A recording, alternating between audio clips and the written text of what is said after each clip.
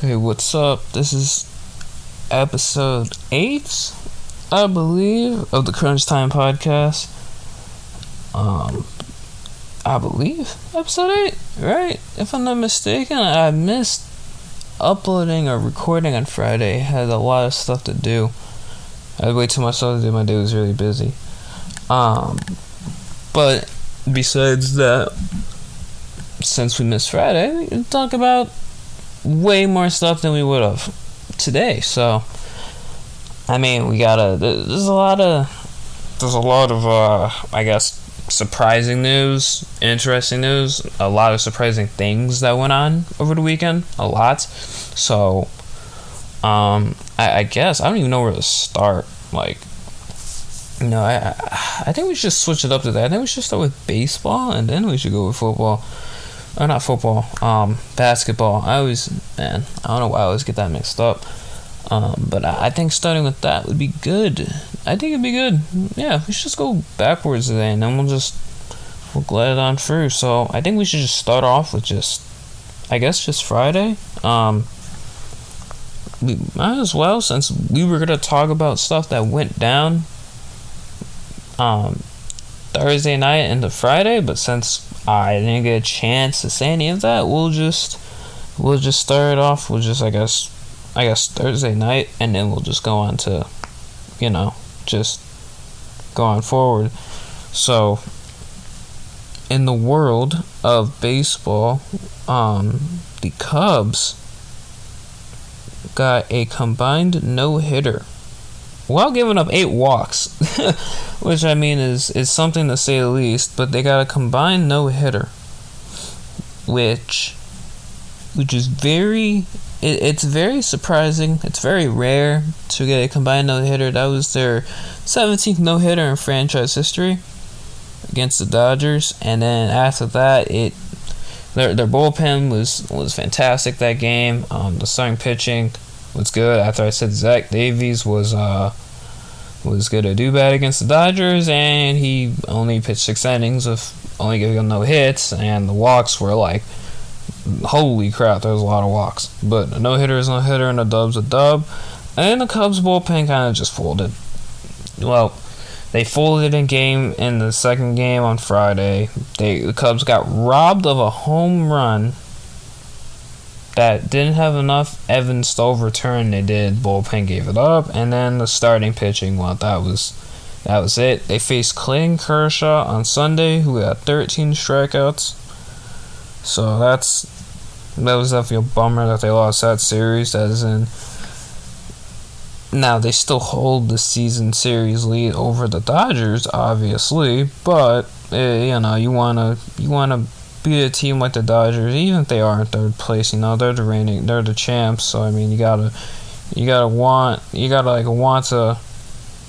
to win a series, at least tie a series with them. And their schedule has just been really, really tight. I mean, over this entire month of June, it's just been real tight. They were 9 games up at the start of June, and we're just gonna go through the Cubs' entire schedule.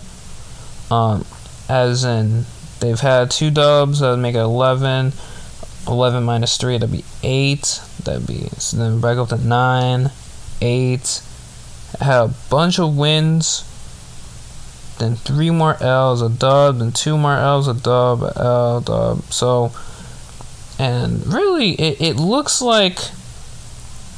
honestly looks like that the Cubs are, if I'm not mistaken right now, because I'm trying to find the record right now as we speak, I believe they are 42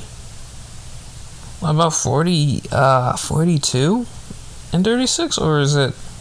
I'm not really too sure, but I believe it's something along the lines of that. They are 42 and 36. Yes, the Brewers are 45 and 33, who they are playing tonight to start their 3-game series. I believe the Brewers are in first place because they have been facing just I guess you could say last place teams that are bums, I guess you could say. I guess you could say that. I mean, let's just go over. I mean, we can just go over the Brewers' schedule right now, and we can just see like how have they been sustained in first place for so long. I'm just gonna pull that up right here in a minute, if I can, if I can. But anyway, the Brewers have faced really just a lot of last place teams. They haven't really. I mean, they haven't really actually, I guess you could say, over the month faced anybody. Really, you could say. I mean, over the last month, going back to June 5th, it's been the Diamondbacks, the Reds, the Pirates, the Reds again, and the Rockies, and the Diamondbacks again, and the Rockies again. And those are last place teams that are already have just no shot besides the Reds. But even still, they have literally just crapped on the last place Pirates, the third place Reds, obviously, until they got swept. They swept the Pirates. They almost got swept by the Rockies. That would have been funny. They swept the Diamondbacks, and then they swept the Rockies again. Or swept the Rockies, not again, but so they really just, comparing the two schedules, the Brewers have had a way easier month. They had a way easier month than the Cubs, and the Cubs are only about 3 games off. So it's really much of just like a dub. And now the Brewers, they got to face the Cubs, and then they face the Pirates again, and then their schedule starts to, heat up a little bit to get the Mets again. They got 4 games set with the Red. What the hell? Or it looks like they got 5 games with the Reds, actually. What in the world? They got 5 games, I'm guessing one might be on one of their off days, and then they got the Royals. So I mean, they're really just, the month of June and July right now is just looking real crispy for the Brewers, and then around August and September, it's gonna come down to the final wire. They got to play some really good baseball. As I don't believe they've played the heart of their schedule yet. That's just me.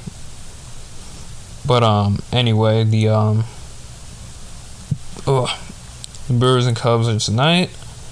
I guess games going on around the league too. I mean, I guess other games. The Red Sox swept the Yankees. And they are actually so far undefeated against the Yankees. 6-0 this season.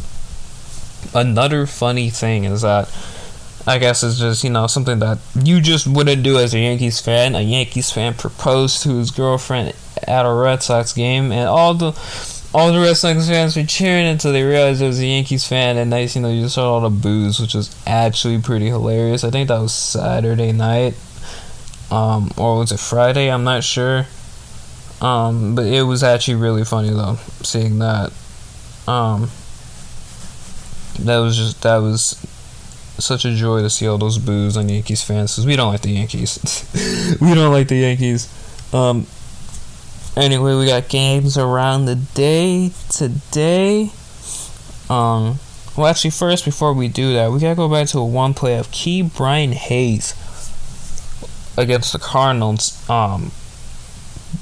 Basically, did a tremendous, just, I guess, line drive throw.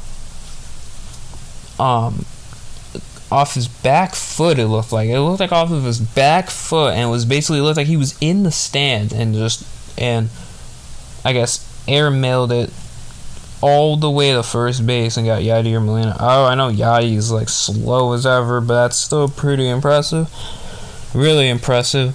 The Astros and the Tigers yesterday. The Astros losing streak came to an end because the Tigers won the game on a suicide squeeze. That's so petty. Yeah, the team's winning streak on a suicide squeeze, not even because of a hit. So that's awful. The A's beat the Giants yesterday, 6-2. The A's are still fighting for first place. Obviously, because the Astros have been on a tear. Giants are still in first place after their loss. The Braves beat the Reds 4-0 yesterday. The Dodgers on Sunday Night Baseball beat the Cubs 7-1, like we know. The Padres beat the Diamondbacks 5-4. The Twins beat the Indians 8-2. The White Sox beat the Mariners 7-5. The White Sox are 45-32 and are leading their division still by about 4.5 games over the Indians. The Nationals beat the Marlins 5-1. The Jays beat the Orioles, who are the Orioles started off really good and now they're 24-54.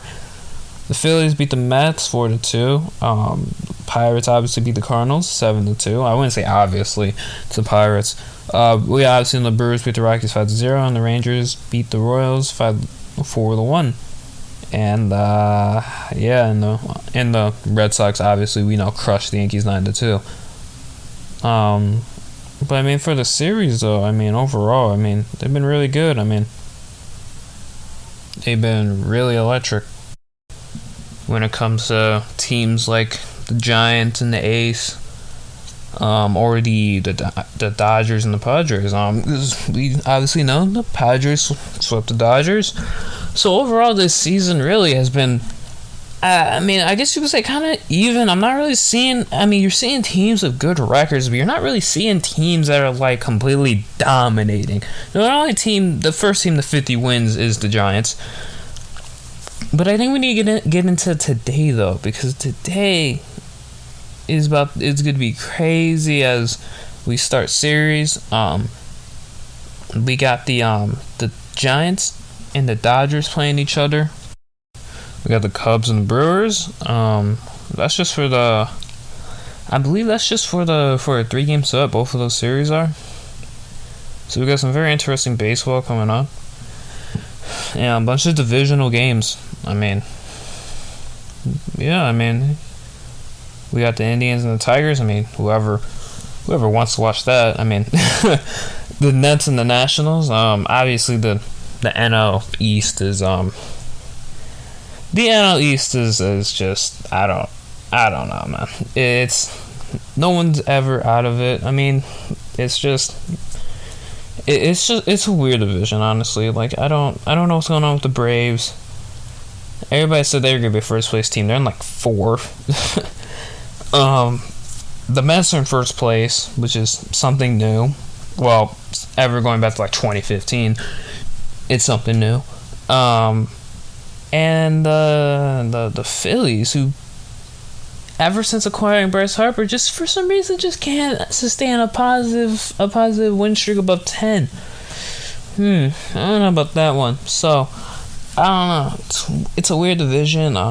Anyway, that's all the games for really today. Now let's get into the jam-packed action. Now I gotta remember that I missed Friday, so we kind of gotta talk about the Hawks. We really just gotta talk about the Hawks and the Bucks. We'll talk about them later, but we'll talk about the Suns and the Clippers, considering now that the Suns have a 3-1 lead over the Clippers. And I guess we just gotta talk about how that stuff happened. Because the end of Game 4 was a little. It was crazy, and some people think the refs bailed the Suns out. And then Game 3 was. Game 3 was kind of just like all Clippers. It wasn't really. I guess you could say it wasn't really like. Like. I wouldn't really say a good game, but like the Clippers, they kind of had it like under control. That was the game that Chris Paul. Game 3 was a game that Chris Paul came back and shot terrible. Devin Booker, that was his game with the mask on, and he didn't shoot well either. If we see though, in Game 3. I guess you could just say by just like a point differential. The Clippers owned the game. Even if the score looked a little closer than it was, they kind of owned the game. And I mean, it kind of just it kind of just came down to just in Game 3, Paul George. Yeah, I mean, it really just came down to Paul George, and I mean that's really what I was hoping to see in Game 3 going to Game 4, but that just didn't happen. It was just a bad day for Paul George in Game 4 on Saturday. It was really bad. It went back. It's kind of funny though, because I can't really put this into words. It's like the man has the angel and the devil on his side. Playoff P and pandemic P. You know, it's like one moment he's playoff P, and then another moment he's pandemic P. You know, as in people like to say. Which is, it's really funny when stuff on Twitter trends like that, because it actually becomes hilarious. But I believe Reggie Jackson had another 20-point game. Paul George had 23. He had 16 rebounds actually. Zubats had 14 rebounds, 13 points. And he was, I think Zubats I think he's been watching a little bit of some film, because he's looked way different in the playoffs going to DeAndre Ayton after Game 2. He really, I guess you'd say he's really stepped his game up. Because he was one of the main reasons why they won Game 3, because of the way how he played against them. And then Game 4, you know, we did the same thing, but I mean, it came down to free throws again. It's just free throws. That's all it is. I mean, it really just comes down to making your free throw shots and escalating correctly. I mean, for Game 4, I mean, Devin Booker shot 8 for 22, which is very interesting to say the least. But Paul George shot 5 for 20, and was 1 for 9 from 3-point range, and was 12 for 18 from the free throw line, as they lost by 4 points. It was kind of just like a poor shooting performance. Reggie Jackson, I'm fumbling upon my word, shot 8 for 24. He shot 2 for 9 from 3. Obviously, he only went to the free throw line 2 times. Had 20 points. Paul George had 23. He had 16 rebounds. All of them were defensive rebounds, if anybody wanted to know that. And it was kind of just a poor shooting performance for both teams. Chris Paul shot 6 for 22. Jay Crowder was only 1 for 8. I mean, it was just bad. DeAndre Ayton was the main factor that won that game. He went 8 for 14. He had 19 points, 22 boards. He had 4 blocks. I mean, he's gonna get that max. He really is gonna get that max. And obviously we know Devin Booker actually fouled out of this game. Really funny moment. Mark Jackson didn't even know he fouled out the game. I think that was pretty funny.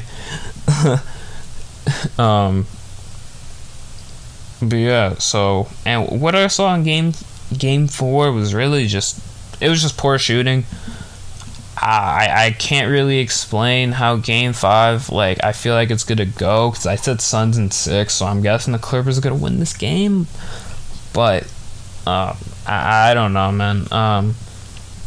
It's just right now it's looking pale for the Suns. It's looking pale. But hey, anything is possible. Everything is very possible. In the NBA, especially in the Clippers on 0-2, they might come back. Who knows? But they only need the Chris Paul I believe, is not going to let this slip away from him getting to the finals. It's just one game. They just need one game. That's all it is. So let's I guess let's hope. And well, from my perspective, that the Suns win this game, because I wouldn't really mind anybody in the finals, to be completely honest. I wouldn't really mind it at all, actually. These games have been really good. It's good to feel different, to see a different team in the finals. So let's just hope for. Let's just see how Game 5 is, and it will probably be the same as Game 2 was. Series has been close, but the Suns have snuck out the past couple times, so we'll see how it turns out. But now we gotta talk about the main games. We got 2 games. I guess momentum games, you could say. The Bucks, where we left off with the Hawks taking Game 1 in Milwaukee. Trae Young dropping 48, and ever since, the Bucks are now 2-1. Ever since that man Trae Young decided to do a shimmy, they have now lost 2 straight games. So, and Game 2 was a blowout. I don't really think there's any explanation for that. It was just another blowout. I mean, Giannis at 25, Drew at 22, Chris Middleton had 15, Brook Lopez had 16. I mean, it wasn't really. It was. There's really nothing to talk about. It was just an absolute blowout from the start. And then Trae Young shot 1 for 8 from 3. He only had 15 points. I mean, it was kind of just their entire team kind of just went to bed. In that game, so we can honestly just go to Game 3.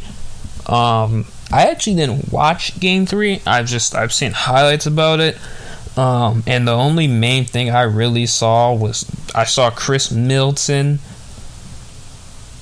I heard he dropped 20 points in the fourth quarter by himself. Which is very interesting. Or not by himself, but outscored the Hawks 20 to 17. And Giannis dropped 33, Middleton had 38, and they were leaders in that. And for the Hawks, Trae Young had 35, so he definitely had a very good bounce back game. Clint Capella, I believe, he was one shy of a double-double in points. But yeah, I didn't really watch this game. I had things to do. Obviously, it happens. But there's something that really I wouldn't say get on my nerves, but I kind of ranted over, is Mr. Kendrick Perkins saying that Chris Middleton is Batman and Giannis is Robin, which is the craziest thing I've heard in an absolute minute. I feel like every time Kendrick Perkins goes on Twitter, his reputation just goes down a little bit more after what he just said. Because that was, I believe he was one who said that. Yes, he said, yes, he is correct. I am correct. And he said this actually on the 18th. He said Middleton is Batman and Giannis is Robin, and that's okay. Man said he had 38 points and 20 in the fourth. All-time lead buckets. Carry the hell on. No. No. It's a bad take. It's a bad take that Kendrick Perkins did. I'm gonna keep it a buck. I don't even I don't even know what to say about that, because Giannis, in the last games, going all the way back to June 5th when they were facing Brooklyn in the 7-game series, game 1, the man has had 30, and this is points wise, and points, the rebounds. Well, I guess we go with, we just name off everything. Game 1, 35 minutes, 34 points, 16 for 14, 11 rebounds. Game 2, 31 minutes, 18 points, 8 for 15, 11 rebounds. Game 3, 43 minutes, 33 points, 14 for 31, 14 boards. You know this trend's going. 34, 14 for 26, and 12 boards in Game 4. Game 5 was 42 minutes, 34 points, 14 for 22, and 12 rebounds. Game 6 was 41 minutes, 30 points, 12 for 20, 17 boards. Game 7 played 50 minutes in the overtime, dropped 40, 15 for 24 with 13 points. Game 1 versus the Hawks, 34, 14 for 25 and 12. Only 29 minutes because it was a blowout. 25 points, 11 for 18 with 9 points. And in Game 3 yesterday, 41 minutes for 33 points, 13 for 21, 11 rebounds, and 4 assists. And that it's crazy to me because there are, I believe, 1, 2, 3, 4, 5, 6, 7, 8 games on here out of 11 with 30 plus points. He only has one game where he scored lower than 20. He got, I believe, 9 games where he got over 30. He has a 40 plus game in one game. And the rebounds speak for itself. He only had one game, and that was against the Hawks that they blew out, where he had less than 10 boards. Like, I'm sorry, but I don't know about that one. About him being Robin. It doesn't make any sense to me, because Chris Middleton, if Chris Middleton's Batman, then Chris Middleton should not be shooting 0 for 9, in Game 1. You know what I mean? For the 3-point line. Like, if he is Batman so much, then he should knock down shots and play his role the way how Giannis plays his role. And that's what got me, is what Kendrick Perkins was saying, because I'm over here just like scratching my head on that one, because I don't believe what Kendrick Perkins is saying is true. But yeah, that kind of just got me, because that kind of pissed me off when he said that, because it's not true at all, and in my opinion, not true whatsoever. But yeah, I guess we'll carry on with that, whatever he likes to say. I guess it's whatever. But Bucks and Hawks, Game 4 is tomorrow, obviously. These playoffs have been flying by. I guess in other news, we'll do it. In other news from the WNBA, Diana Taurasi became the first WNBA player to score 9K points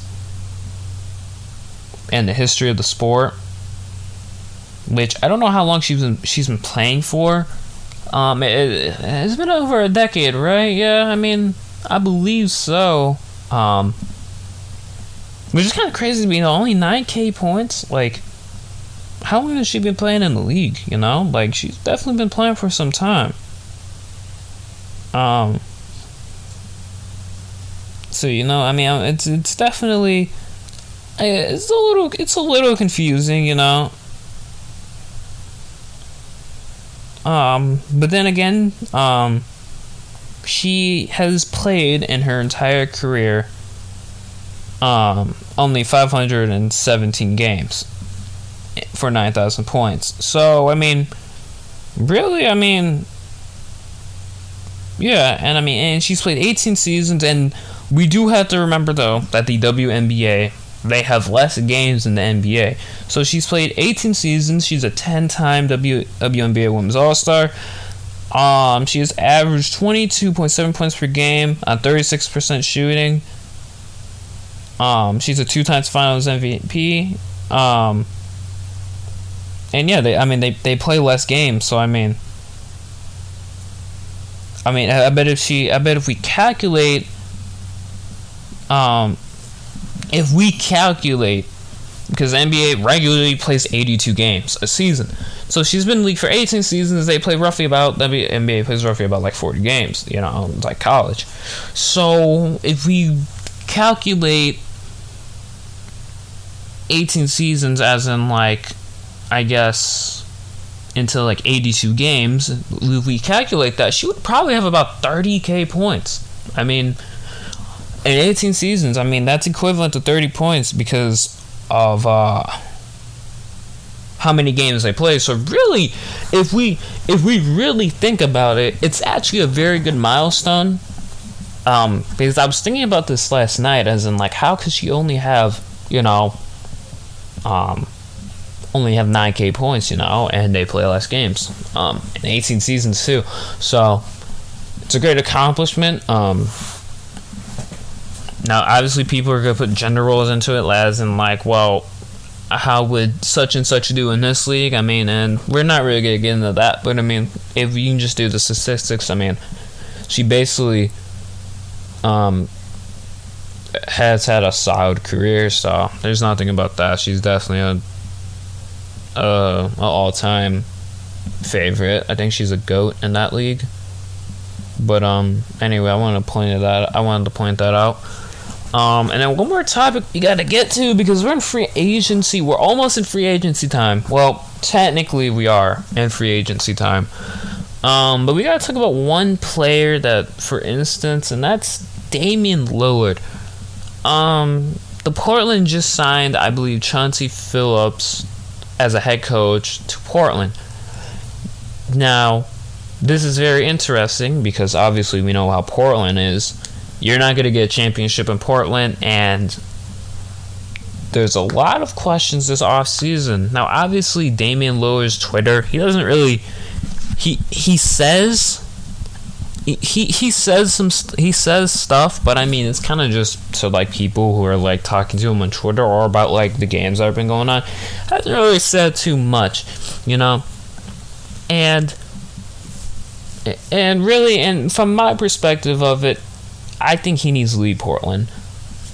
I think he needs to go to a place like New York or Chicago. Now, obviously, I would love him in a Bulls uniform, but we'd have to give up so much to get him. I think seeing Damian Lillard in a Knicks jersey would be like a top destination for him.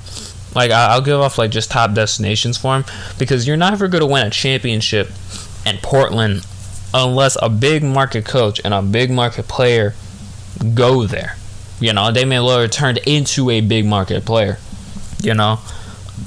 But I think top destinations for Damian Lillard to go to would be the Knicks, the Heat.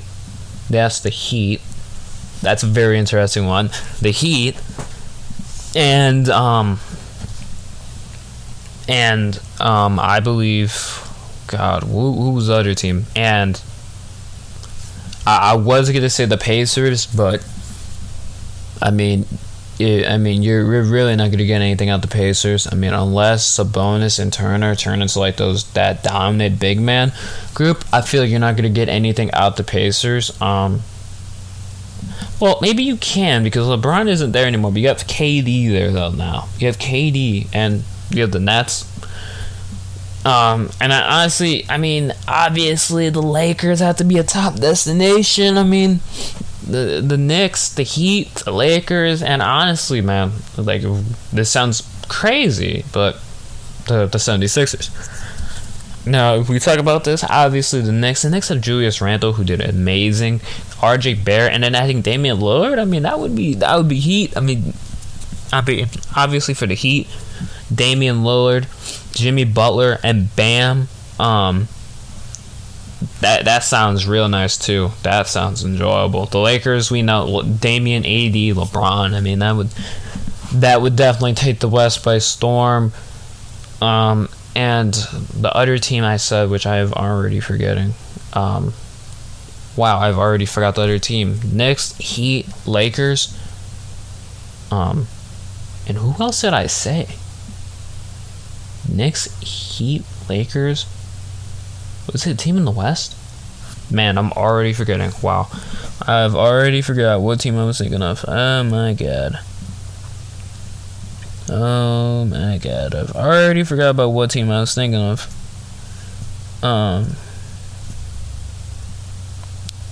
Wow. I've already forgot what team I was thinking of. I don't know. I guess it will come back to me, but damn. The 76ers. That's right. The 76ers. That would be Damian and Embiid. They could definitely win a ship together. They definitely could. But those are my top teams for Damian Lillard to go to, because I want Damian Lillard to win a chip real bad, and I don't think Portland is going to be the place for it. I know he wants Portland to be the place for it, but I just don't believe that it's just going to happen there. I just don't. I really don't. I'm just going to keep it. I'm going to keep it a solid buck on that. I just don't believe it's going to happen. But in order to get Damian Lillard, I mean, they're probably going to have to give up a lot.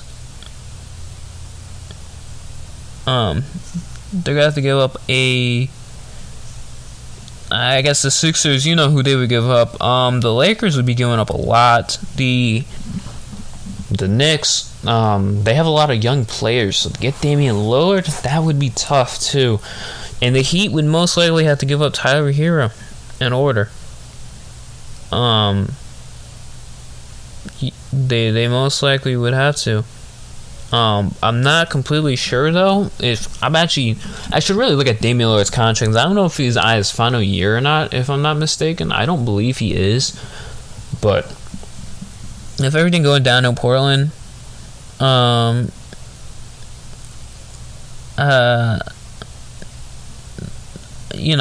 just don't see it.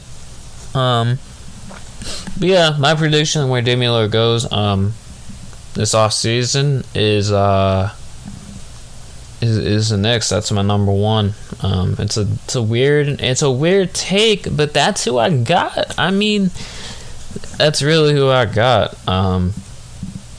Is him going to the Knicks, him teaming up with Julius Randle, and make the Garden go crazy again. But anyway, moving away from that topic, the NCAA. So this is a big one. This is a very big topic. The NCAA is letting on July 1st. They are letting athletes, in short terms, they're gonna let them make some dough from endorsements. So I guess you could say top college players right now. You could say like Matt Corral. You could say Chris Olave. Chris Olave. He's a top wide receiver in the nation. Plays for the Buckeyes. He can now do commercials for teams and endorsements for teams and technically get paid now, starting July 1st. And this is huge for athletes because it's anybody. The NCAA said that if they want to get endorsed, that they can get endorsed now. So it's something that they should have done a long time ago, but I'm glad they're finally doing it. It was definitely a dub on their part on that, because because seeing college athletes, because we know they're college athletes, but they got to be able to express themselves and endorse themselves, because not everybody's gonna make it to the league. Like, you may be a D1, like just for football, for instance, you may be a D1 athlete, but not everybody gets to the league. Not everybody. You have to be better. You have to be better than everybody. You have to be stronger than everybody. You gotta be faster. A lot of dudes, and not everybody's gonna make it to the league. So having them endorse themselves is definitely something completely huge. And I'm very excited to see college athletes in commercials and on billboards, and I'm making a little bit of some cash, because they're D1 athletes and they go to school for free, but I mean, what about after school, like what's gonna happen? What if they want to quit football? Their scholarship, boom, there it goes. No, I don't really know how that works for a scholarship standpoint, but it's kind of like you're going there to play a sport, and if you stop playing, then it's like, oh well, so very excited on that part. And then here's a part where the NCAA made another L. It actually makes no sense. So the college baseball World Series is going on, obviously. We know that. Well, some people didn't. But for NC State, so the NCAA, what they did is, I don't know the complete story here because it's a little confusing, but they were playing Vanderbilt. They were playing Vanderbilt to get to the next round of the College World Series. They beat them in the first game 1-0. The next, they had 4 players who were vaccinated test positive. Now, they said that they didn't need, or if you were vaccinated, that you didn't need to get tested. Well, they changed that rule apparently some randomly, and the 4 players that they tested, everybody got tested. 4 players are vaccinated, and obviously, it was like, okay, were they gonna cancel it? Well, they didn't cancel it. They let them play a game. Obviously, NC State lost, and it went to a game 3. But instead of playing that game 3, they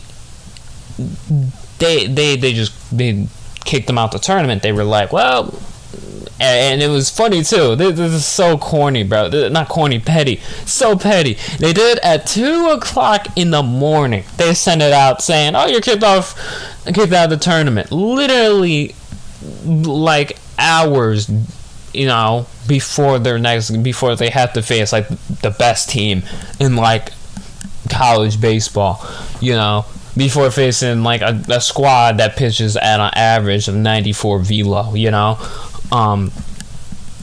and they just I guess wrote them off, said no, they just got kicked out. So they basically gave Vanderbilt a free W. I mean, we know Vanderbilt's good, but like at least let them like fight for it, like, and plus you already played a game where 4 dudes tested positive before, like I'm so confused, like, right now, as to why they let him even play. Like, if you're gonna, like, it makes no sense. Like, the logic that's built up, like, it makes no sense whatsoever. As in, I'm just confused by the whole situation. So NC State, they got kicked out. And what's even more petty is the fact that they, on their Twitter, I believe it was on Twitter, they were bragging, or not bragging, they were showing their attendance as in guys who are not vaccinated, probably, not vaccinated, people with masks, non-masks, people who are vaccinated, not vaccinated, showing that large attendance group. But NC State couldn't play one more game after you already let them play a game with dudes who were tested positive. But you wouldn't let them play last game, but you'll let a whole crowd of people who might not even be vaccinated, and people who don't even have masks on, in, like 22,000, 23, like what is it around that area, like it.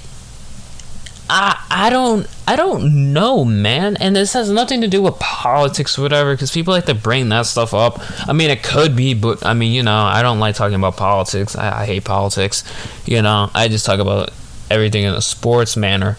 But like this is crazy, bro. Like, I don't like it, like, and I haven't really heard their reason for it, but like I'm kind of just like mind blown, because I haven't heard the reason. I haven't read that report or whatnot, so I'm just I'm a little I'm a little confused as to why they did that, man. But anyway, that's what I got. I mean that's what I got from that. I'm just not really happy with how they handle the situations. I can't even put it into words. I don't even know. It's stupid. But anyway, I mean, we're on the topic of NCAA, so we gotta talk about some things. I mean, we're in the before we log off here. I mean these campus visit pictures, man. Oklahoma, man, they are. I mean, these campus visits for football pictures are insane, bro. I mean, like for Oklahoma, I mean they got people they got dudes posting in front of cars, bro. I mean, it's crazy, man. It's honestly crazy. The offers, like people are able to visit schools now, so everything's getting back up now again for that. And I'm very excited that things are starting to pick back up the pace again, where athletes are able to just visit schools, when they weren't able to in 2021. The class of 2021 got hoed. They got hoed because they weren't really able to visit anything that much, obviously, with Corona going on. I mean, the 2020 class really didn't get hoed. They kind of knew where they were, like, everything happened in March, for football. It was kind of like, okay, I already have an offer for this. It's like there's not really any more camps going on. I already have an offer for that, that. I mean, I should already know where I'm going, even when COVID was going on. But 2021 class, like, they barely any visits happened. I don't believe any actually happened. I think everything was just like, virtual and whatnot. So get these visits back up. It's really good. Because players that people I know are able to go to visits right now, and they're enjoying themselves a lot. So I think that's one thing over the experience about like getting recruited as a high school athlete is just like going on campus visits, because and just trying to figure out like which environment you like more, which school you like the best, like I guess where it's located to at. If you like living in, I guess, like a state like Nebraska, I don't know, then you can go to Nebraska if you're good enough, or Iowa. I really like Iowa. Like Iowa's like the same thing as Nebraska, but it's just closer, So if we're talking about recruiting standpoints, as in like recruiting class, I don't really got a sheet up for that. I can just do my best to guess. I can do my best guess, honestly, when it comes to a football recruiting standpoint, and probably say Ohio State is number one in the class of 2022. And recruiting, I believe so. I'm not completely sure if that's true or not, but I'm making a solid guess. Ohio State has been rolling from the recruiting standpoint. But yeah, it would probably take me a while to just find teams from a recruiting standpoint, or find a whole list of that. I think I can, maybe before we get off, I can maybe find it like right here, like maybe find it. If I can find it, I'm trying to. I'm on 247 Sports, and I honestly forgot where. I forgot where. All these where the recruiting list is at. I forgot where it's at. I'm gonna try and find it. But I believe Ohio State has the number one recruiting class now, the 22. I think a team that I've seen. So class of 2022 rankings, Ohio State has been on a tear. They lead by 35 points over Notre Dame. They have 4 5-stars committed, 8 4-stars, and it's really kind of like a school where you have to be like a 4 or 5-star. I mean, and if we're just talking about their commits, their 5-star commits are Quinn Earls, who decommitted from Texas to go to Ohio State, which is crazy. Jaheim Singletary, who's a 5-star from Jacksonville, Florida. CJ Hicks, from Ohio. Caleb Byrne, who was also from Texas, committed to Ohio State, who's a 5-star. And those are 4 5-stars right there, man. And in the 4 stars, you just go on, and it's just like, and it's crazy to say the least. So I mean, they're definitely turning to wide receiver U for sure too.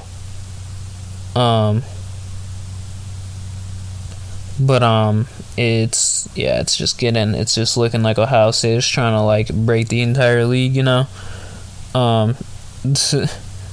That's just what it's looking like. But Notre Dame is they are the second right now in the 2022. They are second with 11 4-stars and 5 3-stars. LSU's actually number 3. They have 3 5-stars and 6 4-stars. Georgia has 4 4-stars as they are at 219. Florida State has 2 5-stars. One of them is, I believe, Mr. Travis Hunter from Grayson, Georgia.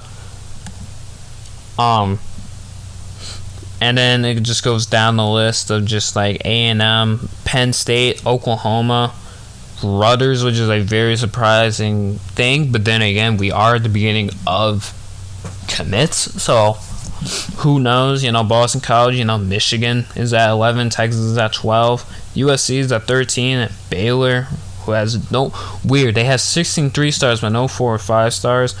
And then Alabama's at 15, but you know, it's at the beginning.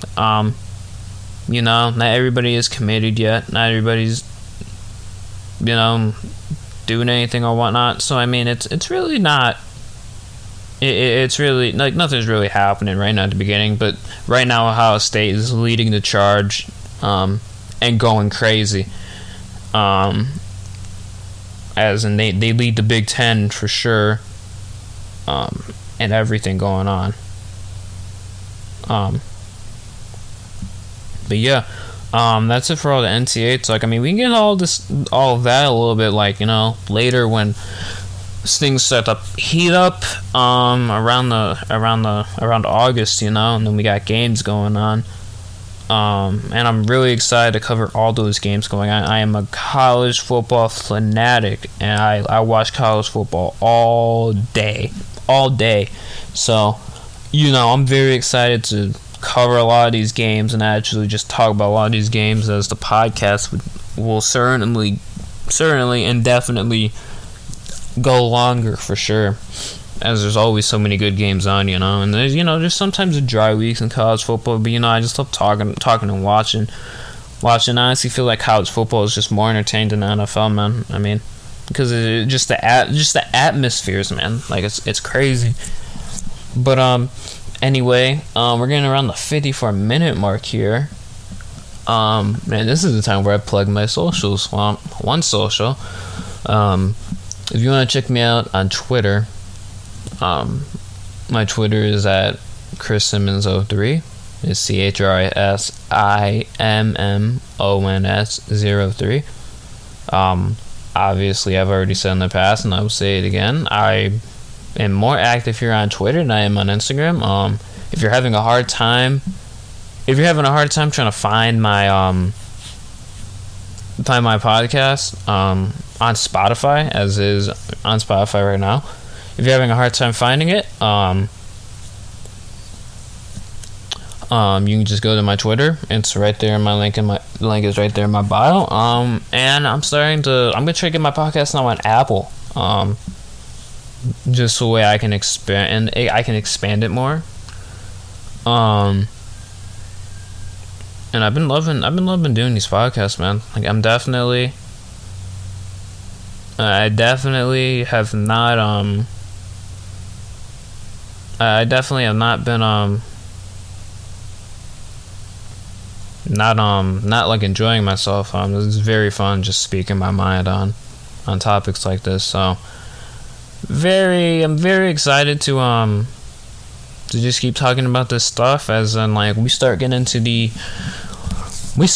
more of like the August to September time. That's when football's on, baby. You know, that is my specialty topic right there. I'm all on that. So you know, we're gonna have a blast talking about that later as stuff goes on. But anyway, this is Chris. This is Crunch Time episode whatever now at this point. That's just how it's gonna turn out to be. I'm Chris. And I hope you guys have a good rest of your afternoon, as it's now 12 o'clock by the time this is ending too. What perfect timing. So I hope you guys have a good rest of your afternoon, rest of your day on this Monday. Stay positive, and I'll see you guys tomorrow. Peace.